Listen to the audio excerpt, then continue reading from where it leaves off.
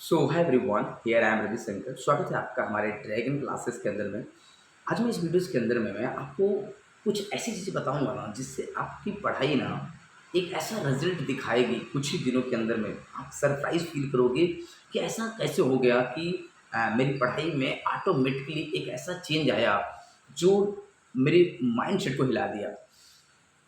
देखिए, आप स्कूल जाते हैं, आप कोचिंग जाते हैं, आपको जो भी वहाँ से काम मिलता है, उसे अपने घर पे आके करते हो, वेरी गुड। लेकिन मैं एक मेजर प्रॉब्लम बताता हूँ आपको।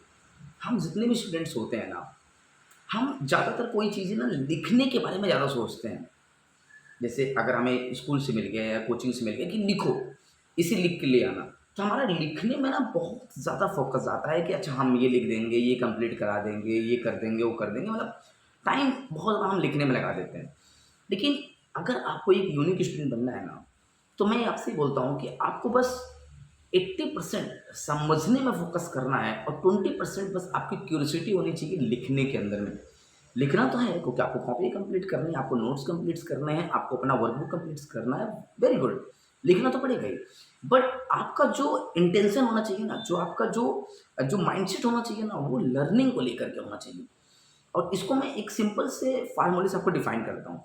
आपके हाथ से अगर कुछ भी चीज़ अगर लिखा जाए किसी भी कॉपी में या किसी भी पेज में, इतना कमिटमेंट बना लीजिए कि ये मुझे याद होनी चाहिए बस। ये मुझे मतलब पूरी तरीके से मुझे लर्न हो जाना चाहिए। बस अगर आपने इस तरीके के फ़ॉर्मूले यूज़ किया आपने कि मेरे हाथ से अगर कुछ भी लिखा गया या मैं कोई भी अगर एक भी लेसन्स के बारे में लिखा, क्वेश्चन आंसर लिखा या कुछ भी लिखा या मेरे टीचर ने कुछ भी दिया या मैं ही खुद लिखा कुछ भी, तो मुझे पहले याद करना है तभी मैं दूसरा लिखूँगा। This is the best things. मैं इसे अपने प्लस अकेडमीज़ के अंदर अप्लाई किया हुआ था। इस रूल्स को मैंने लगभग 20 दिन तक अप्लाई किया हुआ था। माइंड ब्लोइंग रिज़ल्ट आ रहे थे स्टूडेंट्स के अंदर में।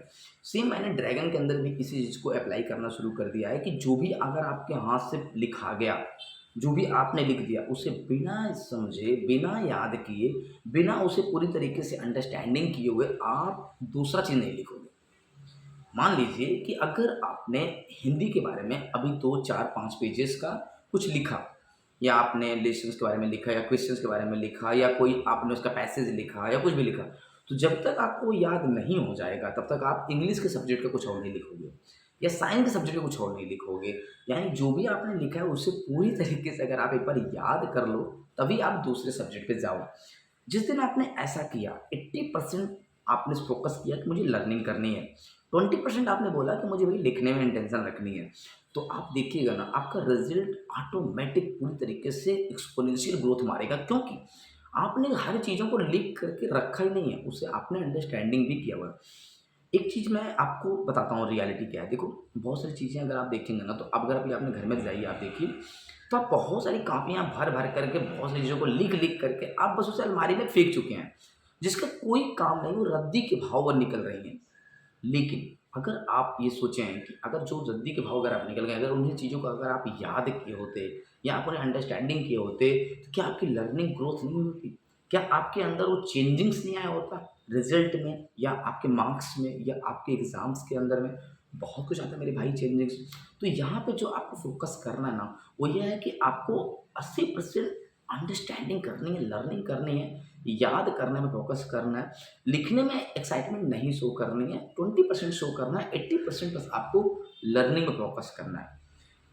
ये रिज़ल्ट ऐसा देगा ना कि आपको लगेगा कि यार माइंड ब्लोइंग रिज़ल्ट है। इसका एक बेनिफिट मैं आपको समझाता हूँ। देखो, जैसे अगर आप मान लीजिए 80% अगर आप लर्निंग फ़ोकस करोगे, 20% आप राइटिंग फ़ोकस करोगे, तो जैसे आपका एग्ज़ाम आएगा ना, तो सारे बच्चे याद करने में लग जाएँगे और आप उस समय क्या कर रहे होगे, आप ये बताओ पहले? क्योंकि अब आप रिलैक्स हो, आपके पास पूरा टाइमिंग्स है, आपके पास पूरी तरीके से अब आपका एक-एक कॉन्सेप्ट पहले से ही याद है, तो अब आपको घबराहट नहीं होगी, क्योंकि आपने पहले से ही बहुत सारी चीज़ें ऐसी हैं, जो उसे समझ चुके हैं, याद कर चुके हैं, लर्न कर चुके हैं। तो यहाँ पे आपको ना एक ऐसा बेनिफिट नज़र आएगा, जिससे आपको एग्ज़ाम में कोई घबराहट नहीं होगी, क्योंकि आपने ऑलरेडी सब कुछ अपना नोट्स याद करके रख चुके हैं। बाकी स्टूडेंट्स क्या करेंगे, वो लिख करके अलमारी में रखे होंगे या लिख करके उसे अपने घर में रखे होंगे या कहीं न किसी दोस्तों को दिए रहेंगे वो।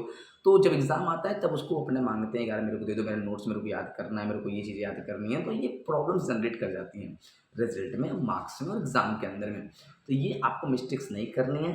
बस जैसा मैं अगर आपको बोल रहा हूँ, अगर आप ऐसा कर जाएँ तो your result will high level increase, your marks will high level of increase. ये रियल एक्सपेरिमेंट कर रखा है मैंने और इससे मैंने अपने स्टूडेंट के अंदर टेस्टेड एंड अप्रूवल के बेसिस पे इसका रिज़ल्ट निकाला हुआ है। तो ये चीज़ें मैंने सोचा क्यों ना आपको भी शेयर की जाए कि आप भी इसी फ़ॉर्मूले पे काम करो कि 20% बस लिखने फ़ोकस करो, 80% आप अंडरस्टैंडिंग और समझने और याद करने फ़ोकस करो। आपको अगर कोई टीचर्स कुछ दी लिखने को तो एक्साइटमेंट नहीं शो करना है। हाँ, ठीक है, कोई बात नहीं, कर देंगे। 80% आपको ये सोचना है कि यार मुझे उसे याद करने में बहुत मज़ा आएगा, मुझे उसे समझने में बहुत मज़ा आएगा, मुझे उसे लर्न करने में बहुत मज़ा आएगा, मुझे उसे पूरी तरीके से मास्टर करने में बहुत मज़ा आएगा। तो ये एक्साइटमेंट आपके लिए बेस्ट एक्साइटमेंट शो होगा। So this is the best techniques for your growth, marks and result and everything. Your brand will be the build in the class कि लोगों को दिया गया था लिखने को पर आपको दिया गया था लिखने को, बट आपने लिखा और याद दोनों करके आए और आपसे भी कभी भी इमरजेंसी में पूछा जाएगा, you can explain in the 1 minutes. Okay guys, तो this is the best thing. I hope कि आपको ये स्ट्रेटजी अच्छी लगी होगी और ग्रो करिए अपने रिजल्ट्स को, मार्क्स को और बनाइए अपना यूनिक पोजीशन और अपना unique brand. Thank you so much. मिलते हैं आपको नेक्स्ट वीडियो में, तब तक बने रहिए ड्रैगन क्लासेस फैमिली के साथ और सी यू द नेक्स्ट डे।